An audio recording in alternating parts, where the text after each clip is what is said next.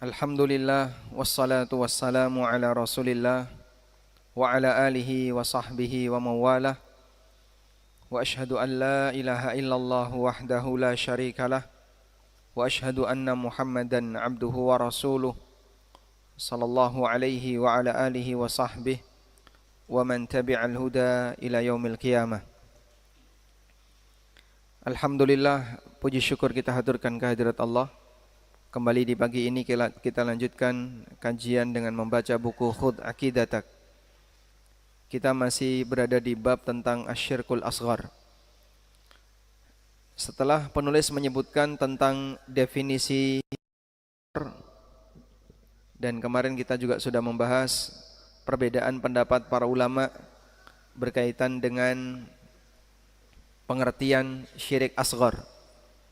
Kesimpulannya gimana? Coba kita tunjuk ya untuk memberi jawaban. Yang paling belakang. Paling belakang ini siapa? Baik, diwakili yang sudah. Apa kesimpulan dari definisi syirkul asghar? 1, 2, 3 boleh kerjasama.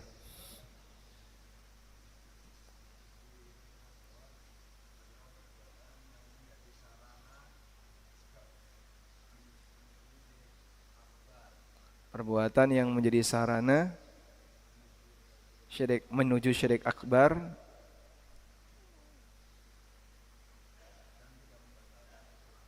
tapi tidak menyebabkan pelakunya keluar dari Islam. Baik. Sebelahnya boleh urun saran.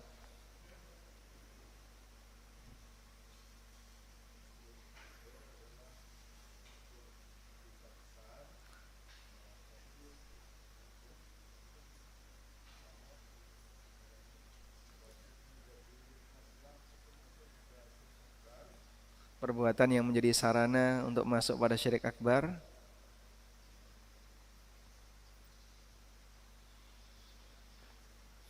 Oke.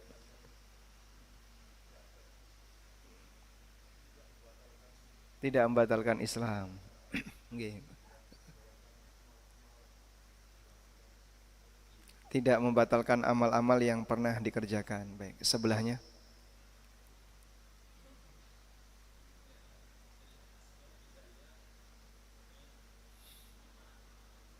Syirik asghar bisa hilang dengan amal soleh.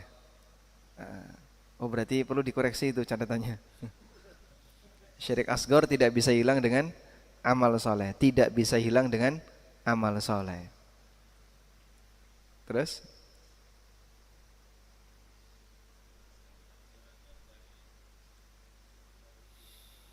Tidak mengeluarkan pelakunya dari Islam. Oke, sampun. Syirik asghar bisa diampuni dengan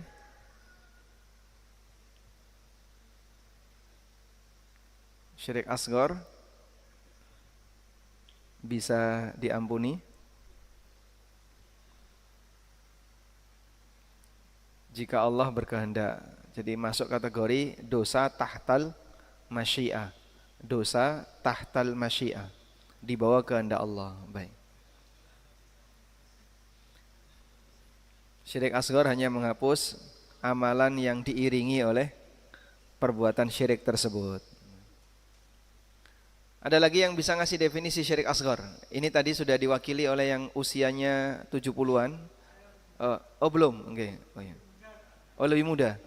Yusuf pinten jenengan?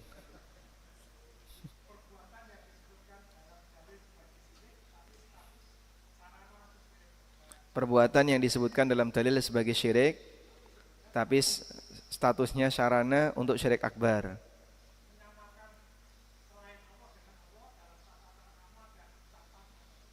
Menyamakan selain Allah dengan Allah dalam tata cara amal dan ucapan. Baik, alhamdulillah. Oke, enggak apa-apa ya, serpihan-serpihan informasi tadi mungkin ada yang salah, ada yang ini. Makanya dikoreksi kayak gini penting. Dalam majelis yang diselenggarakan oleh Syekh Abdurrahman Al-Ajlan di Mekah, sebelum beliau datang, maka yang dilakukan itu murojaah. Ada salah satu yang mimpin majelis tapi bukan pengisi, tanya satu-satu, ditanya kepada para pesertanya, sehingga kalau kajiannya mulai jam setengah 9, jam 8 itu sudah rame. Setengah jam itu isinya cuman tanya jawab untuk menyamakan catatan. Nah, di Indonesia yang pernah saya jumpai itu adalah majelis di Masjid Al-Hasanah Terban. Dulu Ustadz Abdul Mukti ditanya satu-satu, ketika ada yang baru datang langsung ditanya. Di tempat kita nggak ada kayak gitu ya, karena jamaahnya ditakutkan bubar. Makanya tolong sayangi jamaah, jangan kasih mereka beban untuk belajar. Wes gelem teko ngaji wes syukur alhamdulillah. Baik. Sekarang kita mau bahas tentang bersumpah dengan menyebut nama selain Allah. Pertanyaan yang kedua, silakan kita baca dulu.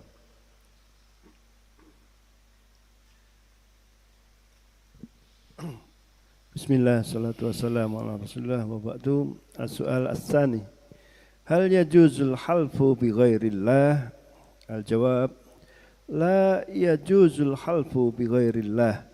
Qala ta'ala, qul bala wa rabbi latub'atsun. Surah At-Taghabun.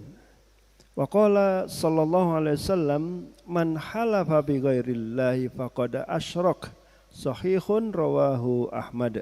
Wa qala sallallahu alaihi wasallam, man kana halifan falyahlif billahi aw liyasmut. Muttafaqun alaih. Tentang bersumpah dengan menyebut selain Allah. Pembahasan tentang masalah sumpah. Kajian tentang sumpah dalam Islam. Di situ ada yang masuk pada ranah akidah dan ada yang masuk pada ranah kajian fikih. Yang dibahas dalam ranah kajian akidah berkaitan dengan sumpah dengan menyebut selain Allah. Dengan menyebut selain Allah. Ini yang pertama. Yang kedua, tentang menyadarkan umat atau menyadarkan arti penting dari sumpah.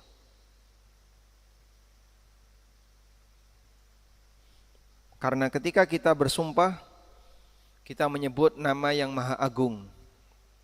Sehingga jangan gampang bersumpah untuk hal yang remeh. Karena itu di situ ada penekanan, jangan mudah bersumpah untuk hal yang remeh. Sehingga kalau perkaranya bukan perkara yang besar, bukan perkara yang serius, nggak perlulah pakai sumpah. Cukup kamu sampaikan apa adanya. Termasuk diantaranya adalah tidak boleh bersumpah, tidak boleh bersumpah untuk meminta dunia.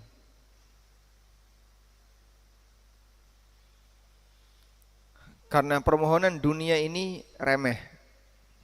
Sehingga misalnya kita minta duit kepada orang, demi Allah aku minta uang darimu. Nah, ini tidak boleh. Sehingga terlalu mulia nama Allah kau sebutkan dalam sumpah itu jika ternyata tujuannya hanya untuk minta uang. Maka ketika orang gampang bersumpah, misalnya bersumpah untuk melariskan dagangan, apa hukumnya? Dilarang. Nabi SAW mengatakan, al munafiqatun lis-sil'ah mumhiqatun lil barakah. Sumpah itu memang bisa melariskan dagangan tapi menghilangkan keberkahan. Sehingga sumpah untuk hal yang remeh sumpah, contohnya sumpah untuk dagangan. Baik.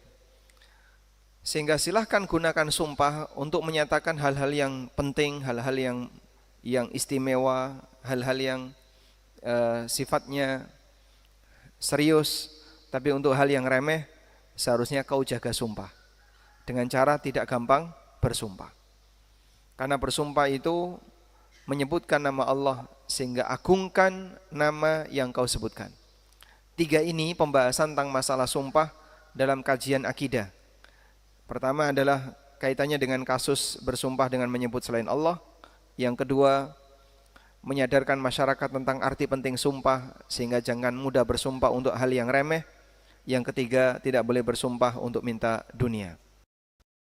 Sekarang kita beralih yang berikutnya. Kajian sumpah berkaitan atau yang ditinjau dalam kajian fikih. Ini berkaitan dengan masalah konsekuensi. Konsekuensi ketika orang bersumpah. Ada aktivitas apa yang harus dia lakukan ketika dia bersumpah? Konsekuensi amaliyah ketika seseorang bersumpah. Yang kedua adalah apa yang harus dilakukan? Konsekuensi amal jika membatalkan sumpah. Lalu berkaitan dengan masalah sumpah palsu, sah ataukah tidak. Kemudian tentang orang yang menyalahi sumpah.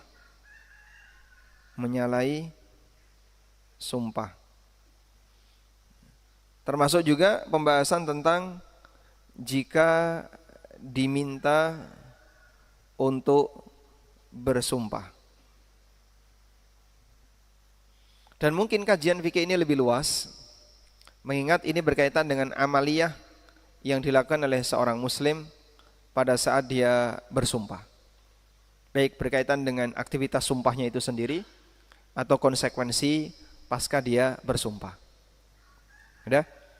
Kita tidak membahas kajian fikih di bagian ini, tapi lebih fokus pada masalah akidah. Sekarang kita akan bahas sumpah dengan menyebut nama selain Allah. Penulis menyebutkan pertanyaan nomor 2, hal yajuzul halifu bi ghairillah? Bolehkah hal yajuzu?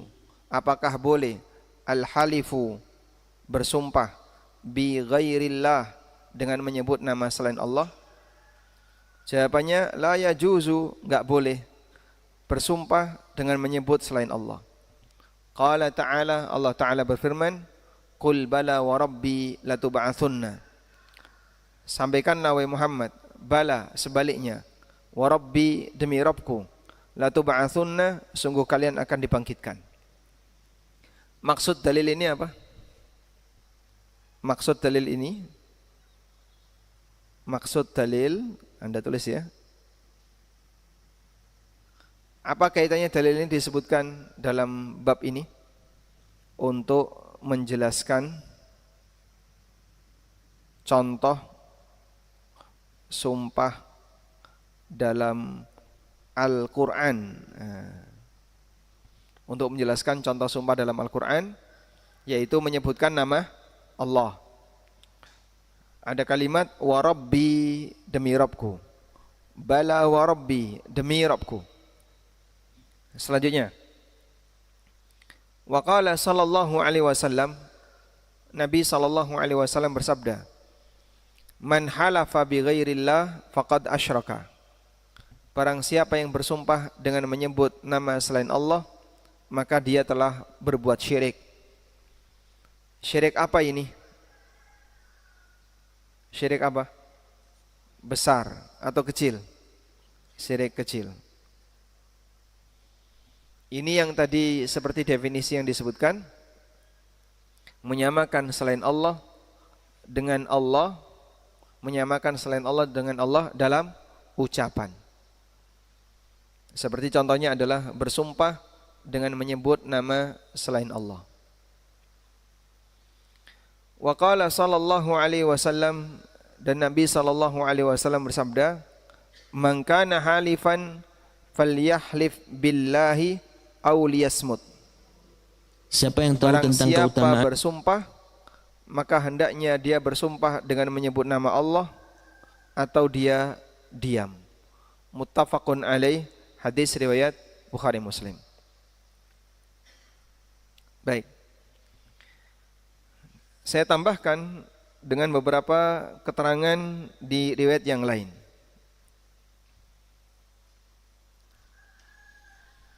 Kenapa sumpah dengan menyebut selain Allah itu kesyirikan? Karena sumpah digunakan untuk mengagungkan zat yang disebutkan dalam sumpah. Wal mustahiqqu lit-ta'dzim bihadzan naw', dan satu-satunya yang berhak untuk diagungkan dengan cara seperti ini hanyalah Allah Ta'ala. Maka makhluk tidak boleh bersumpah dengan menyebut nama makhluk. Baik. Sehingga kenapa sumpah itu masuk kategori syirik jika disebutkan nama selain Allah? Karena dia mengagungkan nama selain Allah. Sebab orang ketika ingin menyatakan sesuatu yang penting, kemudian dia bersumpah, dia akan menyebutkan sesuatu yang dia agungkan. Sehingga kalau dia menyebut nama selain Allah, maka dia mengagungkan selain Allah dalam kalimat sumpahnya. Selanjutnya dari Abdullah bin Umar radhiyallahu anhuma, beliau menceritakan, annahu adraka Umar bin Al-Khattab fi raqbin wa huwa yahlifu bi abihi. Beliau pernah menjumpai ayahnya dalam sebuah rombongan. Ayahnya yaitu Umar bin Khattab bersumpah dengan menyebut nama bapaknya. Fanadahum Rasulullah sallallahu alaihi wasallam. Kalimat itu terdengar oleh Nabi sallallahu alaihi wasallam. Di masa silam, orang kalau melakukan perjalanan tidak satu bis gitu ya. Tidak satu tempat. Tapi gimana? Onta dalam jumlah banyak beriringan. Orang belakang ngomong, depannya dengar. Umar bin Khattab bersumpah dengan menyebut nama bapaknya, didengar oleh Nabi sallallahu alaihi wasallam. Fanadahum, maka Nabi sallallahu alaihi wasallam bersuara keras kepada mereka. Nada itu memanggil dengan suara yang keras. Ala innallaha, ketahuilah sesungguhnya, yanhaakum, melarang kalian, antahlifu bi abaikum, untuk bersumpah dengan menyebutkan bapak kalian. Faman kana halifan, siapa yang bersumpah, falyahlif billah, sebutlah nama Allah, wa illa falyasmut, kalau tidak diamlah, jangan bersumpah dengan menyebut nama selain Allah. Baik. Kita bisa mengambil pelajaran dari hadis ini bahwa sumpah selain Allah itu syirik kecil. Sumpah dengan selain Allah itu syirik kecil. Karena apa?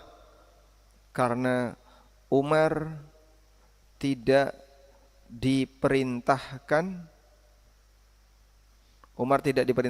untuk mengulang syahadat setelah beliau bersumpah dengan menyebut bapaknya. Sehingga ini bukti bahwasanya ketika itu dilakukan mengeluarkan seseorang dari Islam. Sehingga disebut oleh Nabi SAW sebagai syirik karena statusnya syirik kecil. Baik. Bisa dipahami insyaallah? Nah. Dan sekelas Umar bin Khattab tidak mungkin melakukan perbuatan yang membatalkan Islam. Maka yang terjadi di situ adalah perbuatan syirik kecil yang tidak sampai mengeluarkan pelakunya dari Islam. Selanjutnya dari Abdullah bin Mas'ud radhiyallahu anhu, beliau mengatakan, "Li'an ahlifa billahi kadziban." kalaupun aku berdusta dengan menyebut nama Allah, aku bersumpah dengan menyebut nama Allah tapi dusta. Kalaupun aku bersumpah dengan menyebut nama Allah tapi berdusta, lebih aku cintai daripada bersumpah dengan menyebut nama selainnya, wa ana shadiqun, dan aku jujur. Hadis riwayat Abdul Razak dan Tabrani. Artinya, dosa sumpah dengan selain Allah gimana? Lebih besar daripada dosa berdusta. Bukan berarti berdusta itu boleh. Sedang menjelaskan perbandingan nilai dosa ketika seseorang bersumpah menyebut nama selain Allah dengan dosa ketika seseorang berdusta.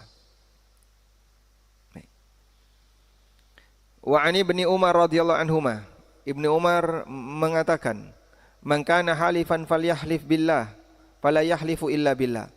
Barang siapa yang bersumpah, dia tidak boleh bersumpah kecuali dengan menyebut nama Allah. Wa kanat Quraisyun tahlifu bi abaiha. Dan orang-orang Quraisy biasa bersumpah dengan menyebut nama bapaknya. Faqala Rasulullah sallallahu alaihi wasallam, lalu Rasulullah sallallahu alaihi wasallam mengatakan, "La tahlifu bi abaikum." Jangan kalian bersumpah dengan menyebut bapak kalian. Hadis riwayat Bukhari Muslim.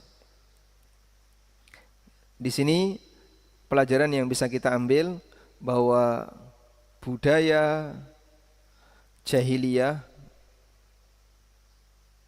adalah sumpah dengan selain Allah, terutama dengan menyebutkan nama bapaknya.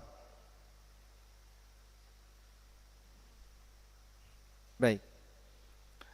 Kalau misalnya yang disebutkan adalah sosok yang mulia bagaimana? Tapi dia selain Allah, tetap tidak boleh. Lihat ini. Dari Ibnu Umar radhiyallahu anhu, beliau mendengar ada orang yang bersumpah la wal Ka'bah. Demi Ka'bah, itu enggak benar. Demi Ka'bah, enggak kayak gitu.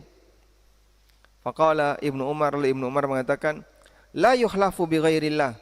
Enggak boleh bersumpah dengan menyebut selain Allah.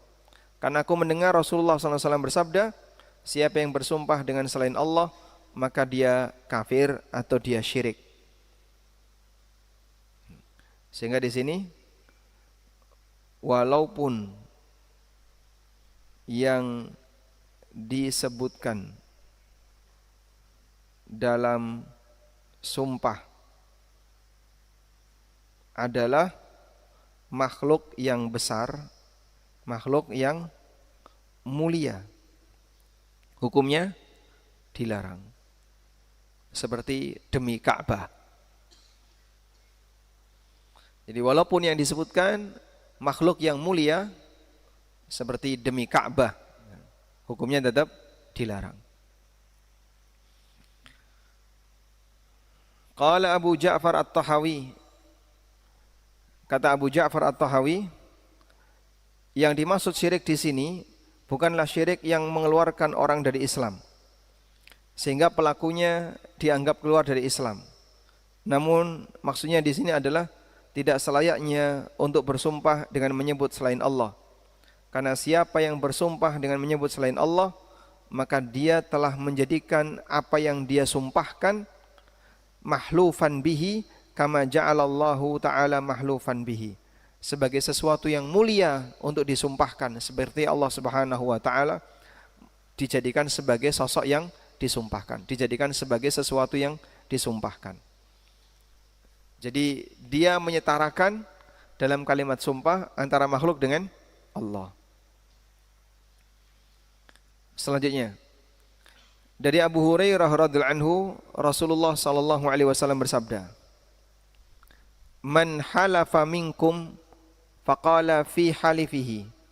Siapa yang bersumpah lalu dia mengucapkan billati wal uzza, demi Lata dan Uzza, falyaqul, maka ucapkanlah la ilaha illallah. Sehingga di sini kafarah sumpah dengan selain Allah adalah apa? Baca tahlil la ilaha illallah. Membaca kalimat la ilaha illallah.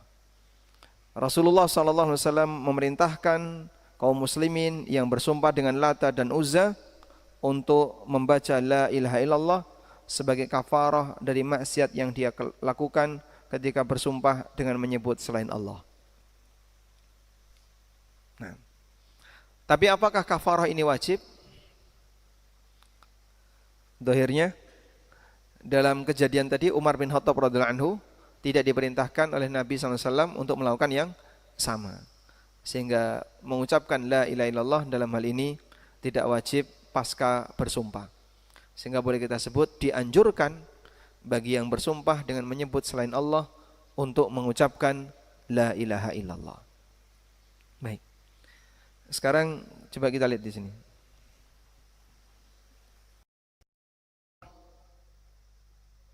Dengan menyebut selain Allah.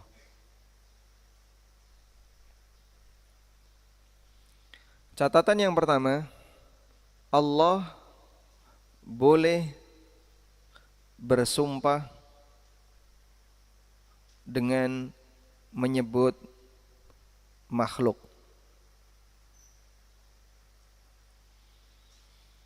Allah boleh bersumpah dengan menyebut makhluk. Loh, kok Allah bersumpah dengan menyebut makhluk, Pak? Ya terserah Allah. Dia zat yang maha kuasa atas segala sesuatu, sehingga dia kuasa untuk melakukan apapun sesuai yang dia inginkan, sesuai yang dia kehendaki. Baik, sehingga Allah boleh menyebut makhluk dalam sumpah. Contoh, sebutkan contohnya. Contohnya apa, Pak? Wadduha. Contoh yang lain, wasyamsi. Contoh yang lain, wal qamari. Contoh yang lain, wal asri. Banyak sekali yang sudah kita hafal, alhamdulillah.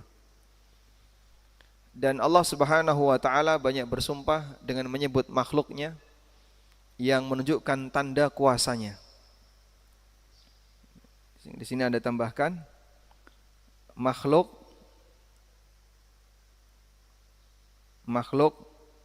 yang disebutkan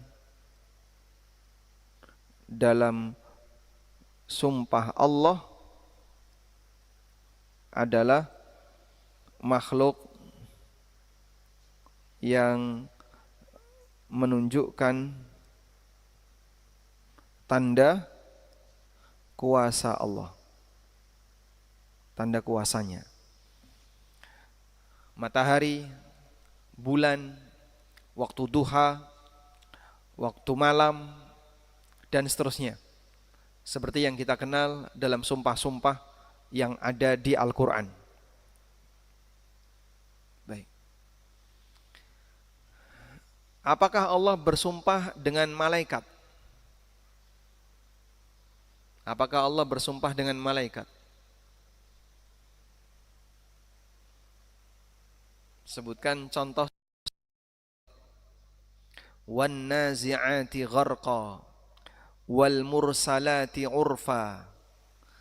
Itu semuanya adalah para malaikat yang diberi tugas oleh Allah Ta'ala dengan tugas tertentu, lalu disebutkan oleh Allah dalam sumpah. Wan nazi'ati gharqa wan nashitati nashta was-sabihati sabha fas-sabiqati sabqa wal mursalati urfa fal asifati asfa. Itu para malaikat. Apakah Allah Subhanahu wa taala bersumpah dengan nama Nabi? Nabi Muhammad sallallahu alaihi wasallam dijadikan sumpah oleh Allah. Innahum lafi sakratihim ya'mahun. Boleh Anda tulis di sini ya.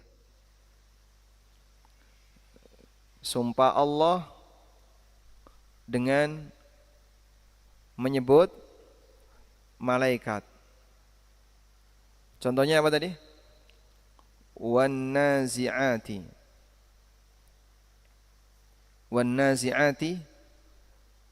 gharqa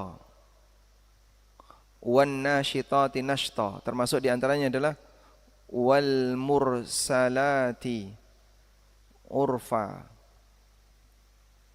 Ini malaikat yang diberi tugas tertentu lalu disebutkan oleh Allah dalam sumpahnya. Kemudian Allah juga bersumpah, sumpah Allah dengan menyebut Nabi sallallahu alaihi wasallam.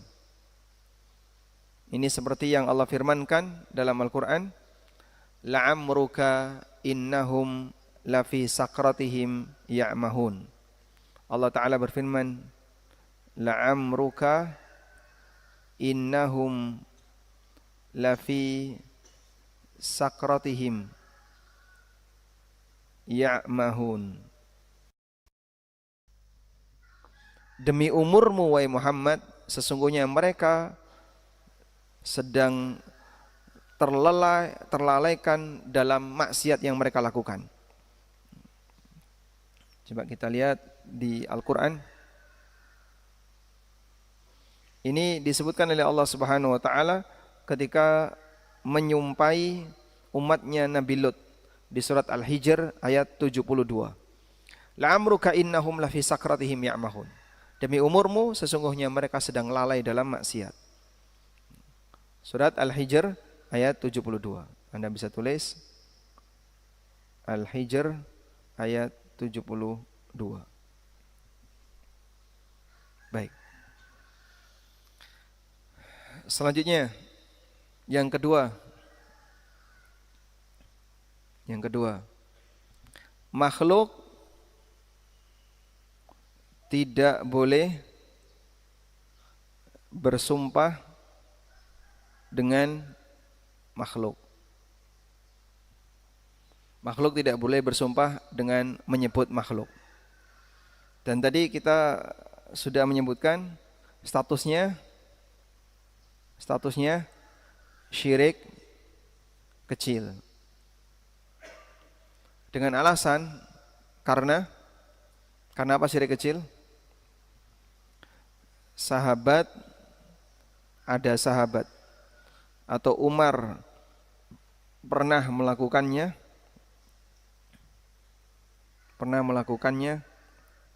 dan beliau tidak diperintah untuk apa? Untuk mengulang syahadat, sehingga tidak sampai syirik akbar yang mengeluarkan seseorang dari Islam. Ya. Yang kedua, dianjurkan untuk membaca la ilaha illallah bagi yang bersumpah dengan menyebut selain Allah. Dianjurkan untuk membaca la ilaha illallah bagi yang bersumpah dengan menyebut selain Allah. Yang ketiga catatannya apa tadi? Sehebat apapun makhluk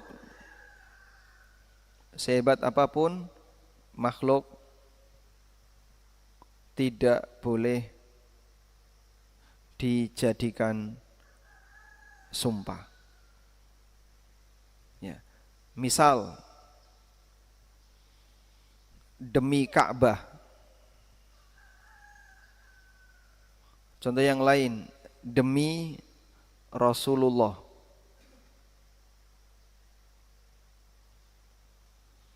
Demi Nabi, boleh? Demi Allah, demi Rasulullah, boleh? Tidak boleh.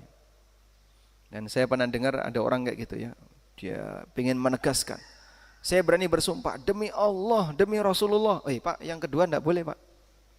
Kalau yang pertama tidak apa-apa. Demi Allah titik, demi Rasulullah tidak boleh. Itu bersumpah dengan menyebut nama selain Allah. Loh, tapi dalam Al-Quran ada itu, surat Al-Hijr ayat 72.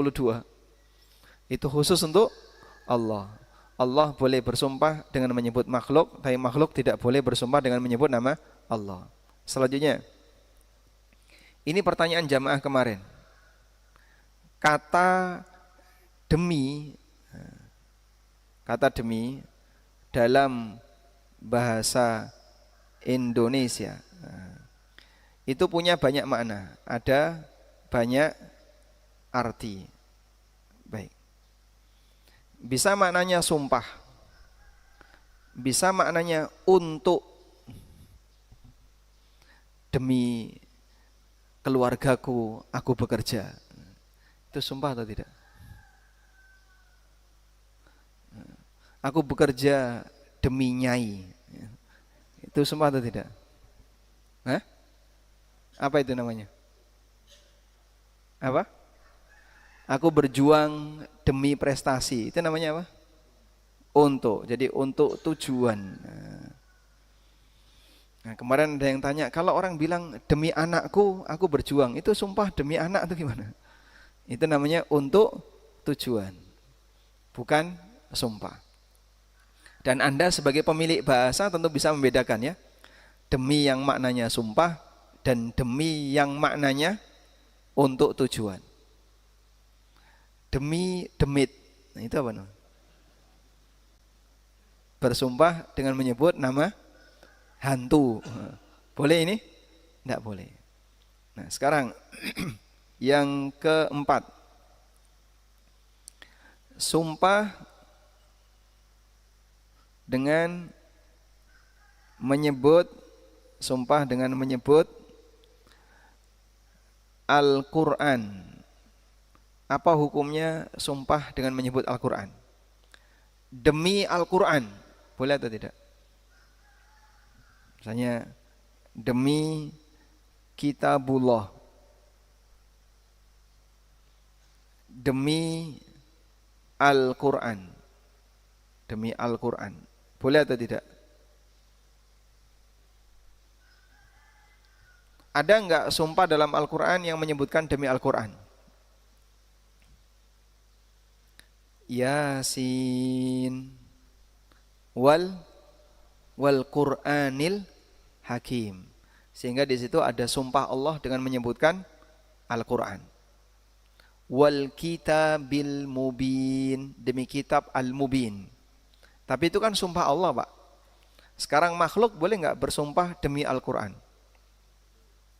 Ya. Jadi sumpah makhluk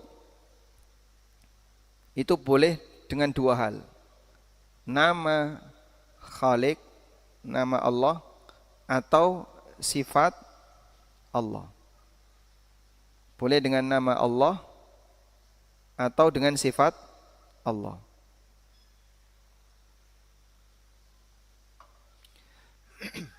Sehingga orang boleh bersumpah wallahi warrahmani wassami dan seterusnya. Misalnya kalimat apa? Wallahi warrahmani atau semacamnya. Dengan sifat Allah contohnya dia bersumpah bi'izzatillah. Bi'izzatillah. Boleh ini? Boleh. Sehingga bersumpah dengan menyebut nama Allah atau sifat Allah hukumnya boleh. Maka sumpah dengan menyebut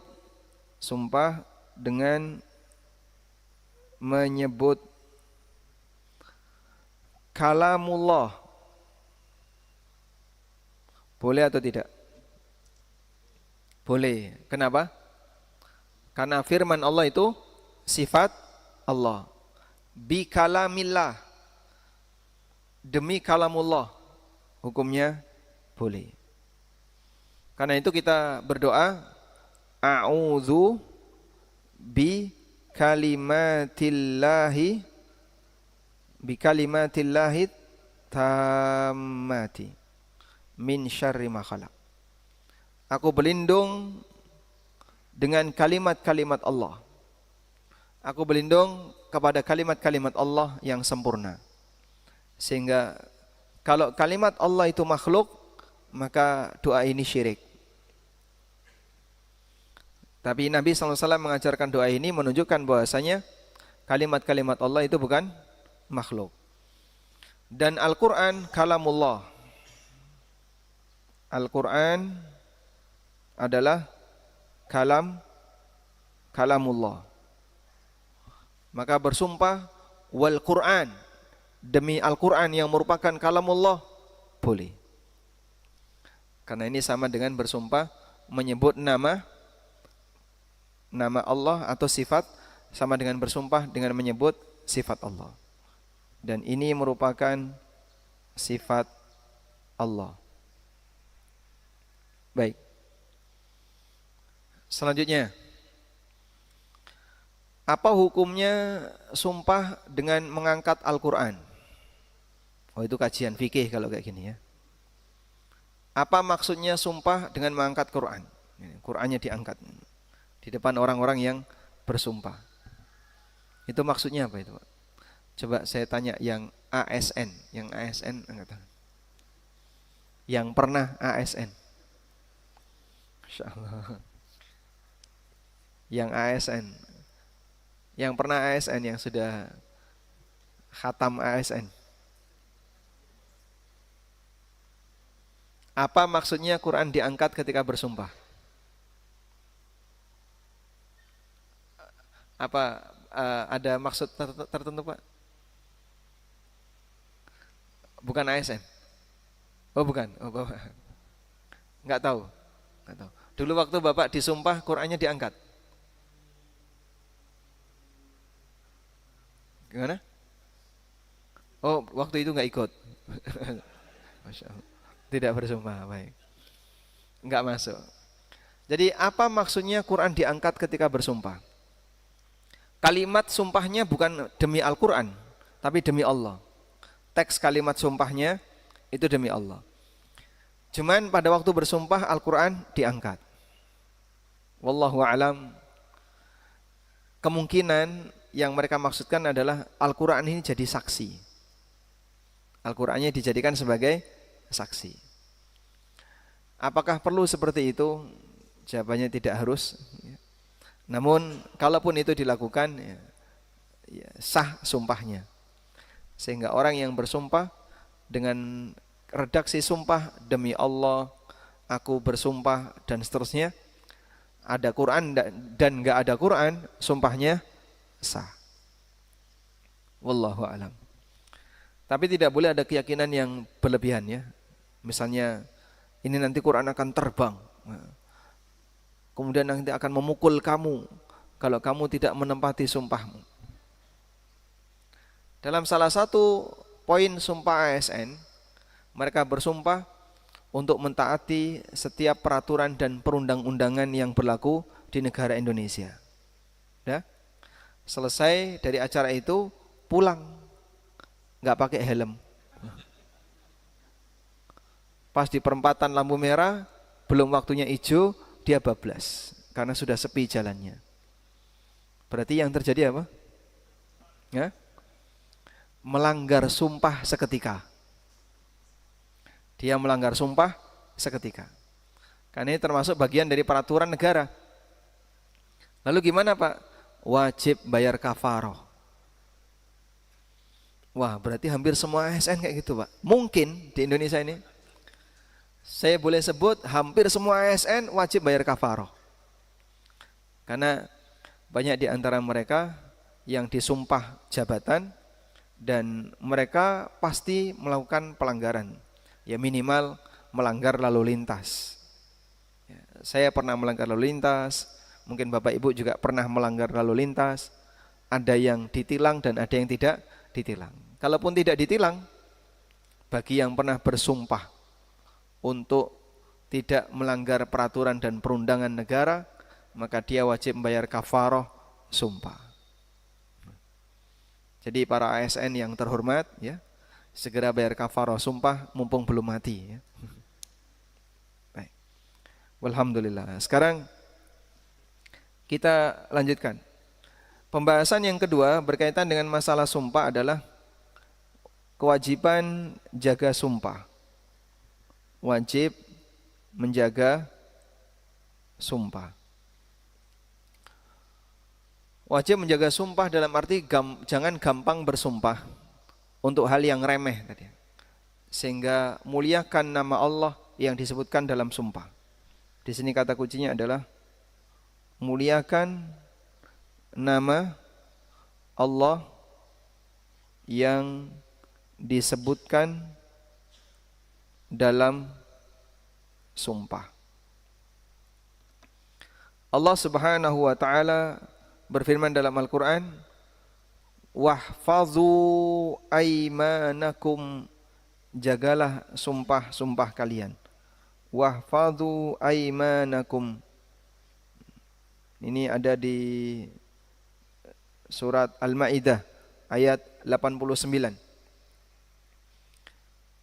Anda lihat di ayat 89 baris yang paling bawah ya. Baris yang paling bawah, satu lagi atasnya, paling kiri. Ada kalimat idza halaftum wahfazu aimanakum. Jagalah sumpah kalian.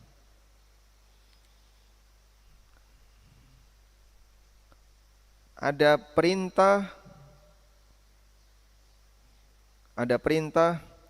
menjaga sumpah. Quran apa tadi? Surat Al-Maidah ayat berapa? 9. Maknanya perintah menjaga sumpah ini ada 3 makna. Yang pertama adalah jangan mudah bersumpah. Sehingga kalau belum butuh untuk sumpah, jangan bersumpah. Kalau setiap keadaan demi Allah, dikit-dikit demi Allah, dikit-dikit demi Allah, ini apa-apaan? Ya. Muliakan nama Allah, jaga nama Allah dengan tidak banyak disebutkan ketika sumpah. Yang kedua, jika sudah terlanjur bersumpah, maka jangan dibatalkan, jangan mudah dibatalkan. Sehingga kalau ada orang yang bersumpah tapi dalam niat hatinya sudah ada keinginan untuk membatalkan, berarti dia tidak mengindahkan sumpahnya. Yang ketiga, jika harus membatalkan sumpah, maka gimana? Bayar kafarah. Dan mungkin banyak di antara masyarakat kita yang mereka melakukan pelanggaran sumpah, tapi dia enggak peduli, sehingga enggak bayar kafarah, enggak merasa bersalah, santai saja. Padahal ini pelanggaran sumpah. Baik. Selanjutnya, dilarang bersumpah untuk minta,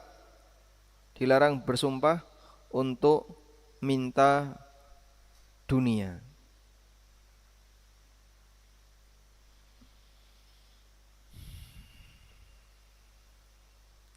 Nabi SAW pernah mengatakan, la yas'alu biwajhillah illal jannah. La yus'alu biwajhillah. Ada hadis berikut ini ya. Coba kita buka.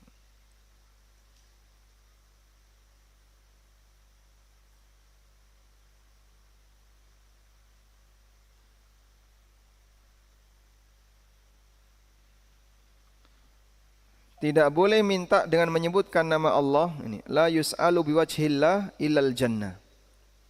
Tidak boleh meminta dengan menyebutkan nama Allah kecuali minta surga.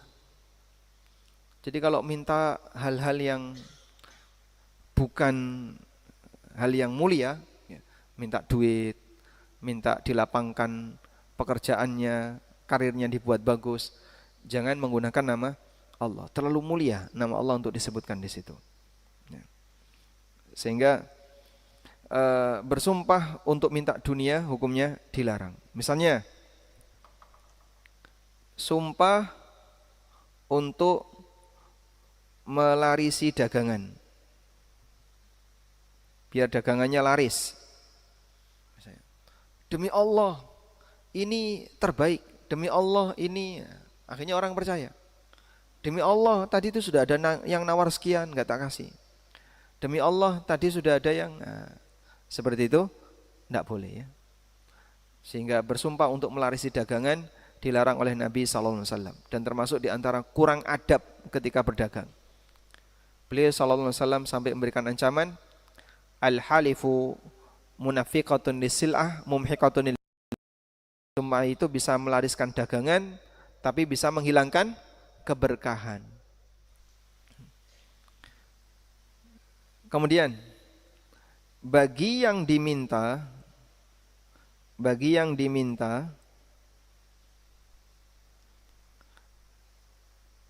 jika peminta bersumpah,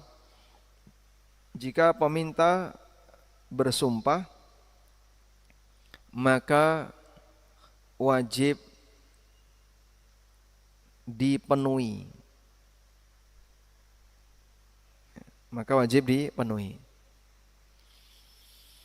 Sebagai bentuk apa? Sebagai bentuk mengagungkan Allah. Sehingga A minta kepada B, minta ya.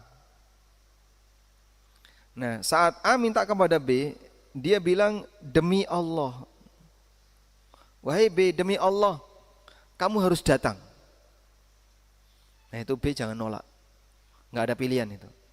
Ketika dia sudah menyebutkan demi Allah, baik, saya akan penuhi permintaanmu. Sehingga mungkin dia lagi repot, dia lagi ini, tapi dia penuhi permintaan itu karena dia menyebut nama Allah sebagai bentuk memuliakan nama Allah. Sehingga kalau ada orang minta kok sampai diiringi dengan demi Allah, mintanya ini salah, tapi yang diminta wajib memenuhi. Cara meminta seperti ini salah. Kenapa? Dia minta dunia dengan menyebut nama Allah, tapi yang diminta wajib memenuhi sebagai bentuk mengagungkan nama Allah. Ya. Sehingga Anda misalnya ngundang seorang ustadz kok nggak kelar-kelar nih, lalu sampaikan, saya minta kepada ustadz untuk datang demi Allah. Nah, insya Allah datang itu. Karena bagi mereka yang paham tentang teori ini, tentang masalah ini, dia tidak akan bisa mengelak. Wallahu a'lam. Walhamdulillahirabbil alamin. Selesai pembahasan tentang masalah sumpah dengan menyebut selain Allah. Mungkin demikian yang bisa kita bahas. Semoga bermanfaat. Wassallallahu ala nabiyyina Muhammadin wa ala alihi wa sahbihi wasallam. Wa akhiru da'wana alhamdulillahirabbil alamin.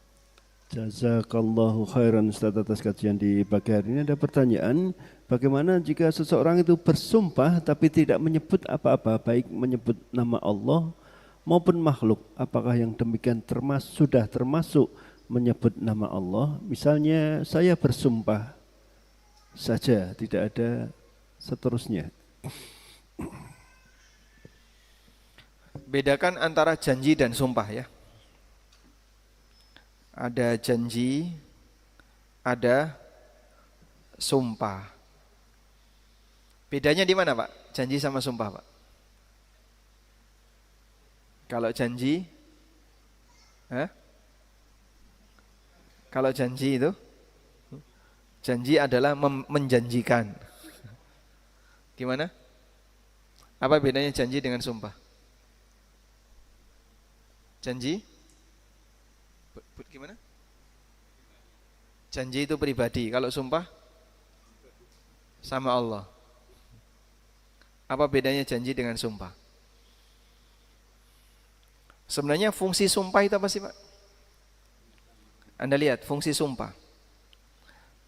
Fungsi sumpah adalah untuk penekanan kalimat yang diucapkan. Jadi biar apa yang dia ucapkan itu dipercaya, biar yang diucapkan itu diyakini benar, maka dia bersumpah. Itulah fungsi sumpah. Sehingga kalau orang bilang, saya bersumpah akan datang ke rumahmu, itu namanya apa? Nah, saya bersumpah akan datang ke rumahmu, itu namanya apa? Janji atau sumpah? Janji. Berarti dia salah kata ya. Seharusnya saya berjanji, bukan saya bersumpah. Maka orang berjanji belum tentu bersumpah. Sebagaimana orang bersumpah belum tentu berjanji. Sebutkan contoh kalimat berjanji tapi tidak bersumpah. Ya, cuman ngomong berjanji saja. Saya janji besok akan datang. Tapi dia nggak ngomong demi Allah atau demi Ar-Rahman atau yang lainnya. Berarti dia berjanji tanpa sumpah. Sebutkan sumpah tanpa janji. Saya cerita tentang peristiwa yang saya temui. Demi Allah, saya tadi melihat ini. Berarti kalimat demi Allah itu tujuannya apa? Untuk penekanan kalimat yang saya sampaikan. Demi Allah, saya tadi melihat si A itu ngambil barang itu. Nah, biar ucapan saya diterima, saya ucapkan demi Allah. Nah, itulah fungsi sumpah. Maka di situ sumpah tanpa janji. Nah, kalau sumpah plus janji, berarti dia menjanjikan sesuatu plus diiringi dengan sumpah. Demi Allah, saya berjanji tidak akan makan kelapa sebelum menyatukan Nusantara. Wah, namanya apa ini? Kok mau makan kelapa ya Pak? Berarti geduk enggak apa-apa ya. Jadi dia bersumpah sekaligus janji. Nah, makanya kalau kalimat tadi, saya bersumpah akan datang ke rumahmu. Namanya apa itu? Janji atau sumpah? Dengan kata sumpah tadi berarti dia bersumpah. Dan ketika dia menyebutkan rencana untuk akan dia penuhi, berarti dia berjanji. Maka dia bersumpah sekaligus janji. Konsekuensinya apa? Jika tidak dipenuhi, maka wajib kafarah. Tapi kalau dipenuhi, berarti sumpahnya sudah selesai dan dia menepati janji. Wallahu a'lam. Ustadz, mohon dijelaskan sekalian bagaimana atau apa kafarah dari sumpah berkaitan dengan beberapa sumpah yang ternyata kami langgar. Berkaitan dengan apa? Ada orang yang bersumpah dan dia meyakini melanggar, mohon dijelaskan kafarah sumpahnya. Baik. Kafarah sumpah sudah cukup jelas disebutkan oleh Allah di surat Al-Maidah ayat 89. Al-Maidah ayat 89. Coba kita buka. La yu'akhidhukumullahu billaghwi fi aymanikum walaki yu'akhidhukum bima aqadtumul ayman. Allah Subhanahu wa taala tidak menghukum sumpah lagwu yang kalian ucapkan. Sumpah lagwu itu kebiasaan orang Arab. Dalam bahasa Indonesia enggak ada itu. Sehingga kalau orang Indonesia nyebut demi Allah itu serius sumpah. Kalau orang Arab terkadang mereka melakukan sumpah lagwu. Gimana Pak? Wallahi saya sudah makan. Wallahi saya sudah makan. Cuman ngomong sudah makan aja pakai wallahi.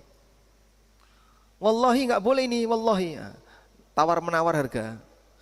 Berapa? 10 real. 5 real. Wallahi enggak boleh, wallahi. Ma fi faida. wallahi.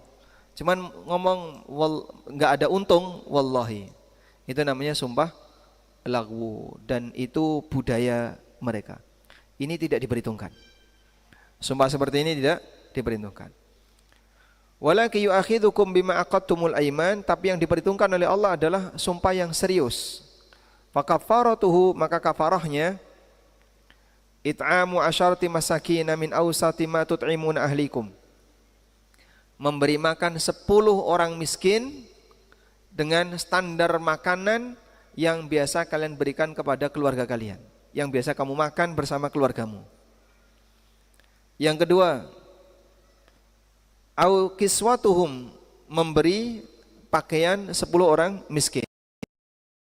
Yang ketiga, au tahriru raqabah, membebaskan budak. Nah, 3 ini sifatnya pilihan. Mau pertama, kedua atau ketiga, sifatnya apa? Pilihan.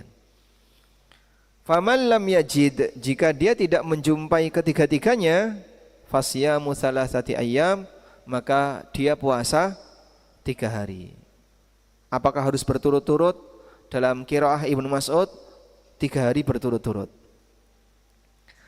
Tapi qiraah yang kita baca tidak ada lafaz berturut-turut. Yang penting puasa 3 hari. Sudah? Namun puasa ini baru boleh dilakukan jika tidak mampu 3 yang pertama. Kalau masih mampu 3 yang pertama, harus milih salah satu. Antara memberi makan 10 orang miskin, memberi pakaian yang menutup aurat 10 orang miskin, atau membebaskan budak. Baik. Dan nampaknya yang paling ringan adalah yang pertama. Memberi makan 10 orang miskin. Biasanya lauknya apa? Ayam, nasi bungkus ayam, tambah telur misalnya, sayur, dah beli 10, kasihkan ke 10 orang miskin, selesai. Gak nemu Pak orang miskin Pak, di Indonesia kok gak nemu. Kalau di Indonesia susah nyari orang miskin, itu bukan Indonesia. Baik, insya Allah itu yang bisa dijadikan sebagai solusi jika orang sudah terlanjur bersumpah tapi dia melanggarnya. Boleh Wallahu dalam alam. bentuk uang, Ustaz? Boleh dalam bentuk uang. Dalam bentuk uang nanti dibelikan makanan. Jadi titip misalnya yayasan A, lembaga B. Saya titip, saya melanggar sumpah. Berapa? Per porsi 20.000. Berarti 200.000. Lalu dibelikan makanan 10 bungkus, dibagikan kepada orang-orang yang tidak mampu. Cukup? Baik, demikian. Semoga apa yang kita bahas ini bermanfaat. Allahumma anfa'na bima 'allamtana wa 'allimna ma yanfa'una warzuqna ilma. Wa sallallahu wa ala alihi wa sahbihi wa sallam. Wa akhiru da'wana alhamdulillahi rabbil alamin. Wassalamu alaikum warahmatullahi wabarakatuh. Waalaikumsalam.